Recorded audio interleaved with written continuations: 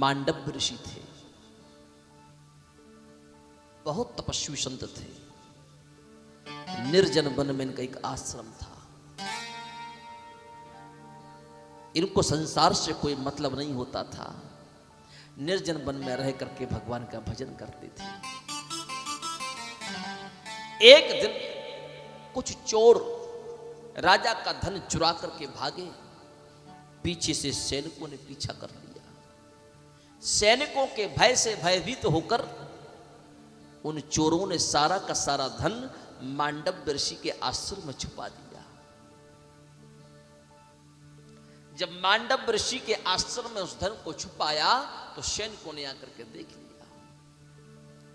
सैनिकों ने उन चोरों को भी बंदी बना लिया और चोरों के साथ साथ में मांडव्य ऋषि को भी बंदी बना लिया। मैंने अभी अभी कहा था ना कि संग सर्वात्मन त्याज्य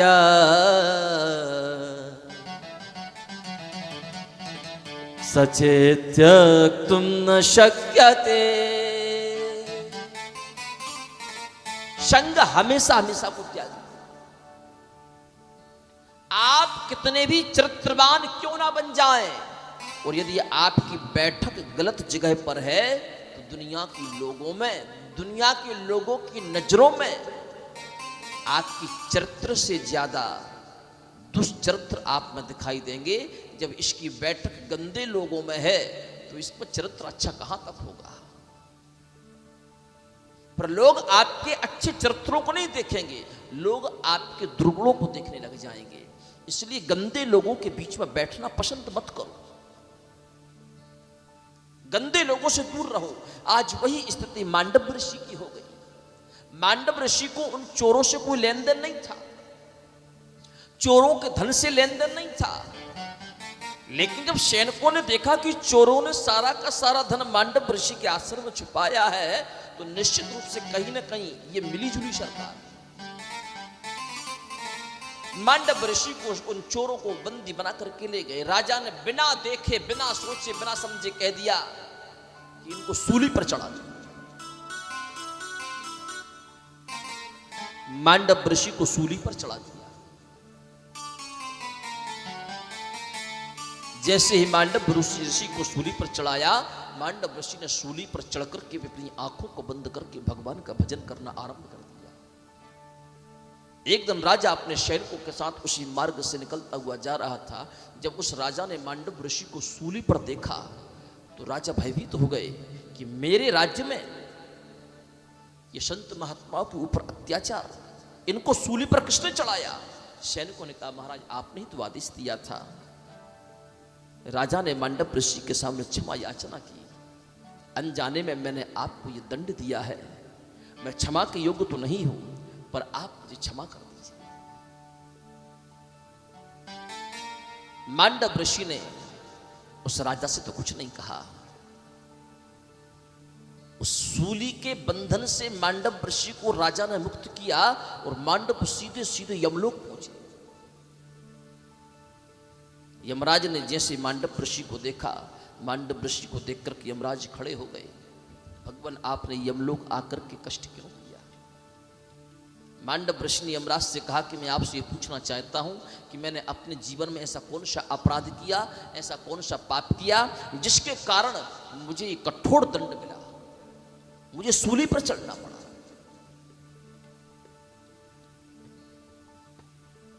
यमराज ने चित्रगुप्त को बुलाया। चित्रगुप्त से कहा बही खाता लेकर के आओ, देखो कि मांडव्य ऋषि ने कौन सी गलती की, कौन सा पाप किया। चित्रगुप्त ने बही खाता में देखा, उसमें लिखा था कि इन्हीं मांडव्य ऋषि ने एक छोटे से जीव जंतु, एक टिड्डी नाम का कीड़ा रहता है,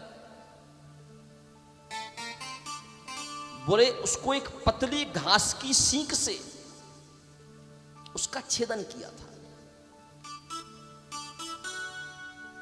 एक कीड़े को एक पतली सी लकड़ी से बोले उसके शरीर में छेदन किया था। उसके कारण आपको सूली पर चढ़ने की सजा मिली। कथा सुन रहे हैं आप लोग? मांडव ऋषि कितने तपस्वी थे, लेकिन अपने स्वयं की तपस्या के प्रभाव से वो अपने उस किए हुए अपराध को भी भोगने पड़े। आजकल बच्चे होते हैं ना, छोटा मोटा कोई जीव जंतु मिलेगा, पत्थर उठा उसे मारेंगे, वो मर जाएगा। हम लाठी उठाते हैं, सर्प को मारते हैं, सर्प मर जाता है? हम जीव हत्या करते हैं, उस जीव हत्या का प्रायश्चित हमको भोगना पड़ता है।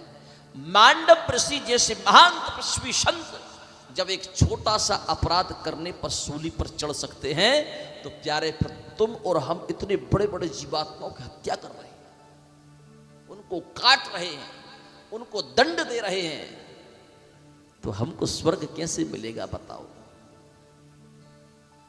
हमको कैलाश धाम कैसे मिलेगा? हमको वैकुंठ धाम कैसे मिलेगा बताओ? हमारे परिवार में कोई ऊपर चला जाता है, चिट्ठी में लिखवा देते हैं कैलाशवासी फलाना फलाना व्यक्ति, गौलोकवासी फलाना फलाना व्यक्ति। अपने मन से ही गौलोकवासी, अपने मन से ही कैलाशवासी, अपने मन से ही वैकुंठवासी। अरे ये तो जरा देखो इसने पाप कितने किए थे, कहां कौन सी सजा भुगत रहा होगा। मांडव ऋषि को क्रोध आ गया।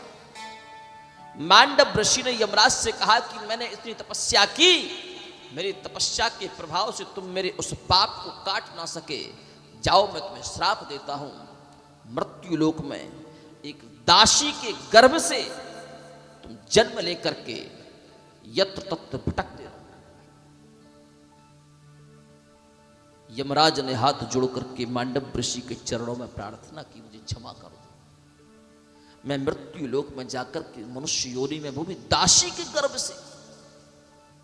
तब मांडव ऋषि ने प्रसन्न होकर कहा, अब जो मैंने श्राप दिया है वो तो सुनिश्चित है, लेकिन तुम दासी के पुत्र तो बनोगे, लेकिन भगवान के अनन्य भक्त रहोगे, और एक दिन भगवान तुम्हारे घर जरूर आएंगे। वही यमराज यहां पर विदुर जी बन करके आए, और विदुरानी के घर में भगवान ने आज केले के छिलके